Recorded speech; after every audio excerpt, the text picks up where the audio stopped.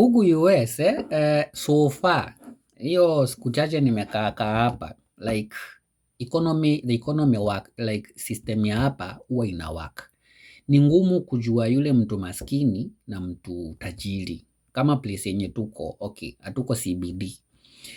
Lakini hata kama tuko rulos za Amerika, kila mtu ako in my eyes, sijaweza yani kuona mtu like maskini. Macho yangu haijaona like any poor person. Ni ngumu sana, like ukuwe daktari, ukuwe mwalimu, ukuwe judge, ukuwe wewe ndiye lawyer nini, mnaishi tu estate moja nyi wote. Same houses, mna drive the same cars, like the system really works. Hata cleaner mnaishi the same estate, ana drive the same car yenye una drive, like the dignity, ile dignity watu wako nayo huku in terms of work-life balance ni kitu ingine mzuri. I wish such things like system kama ingewaka hapo Afrika.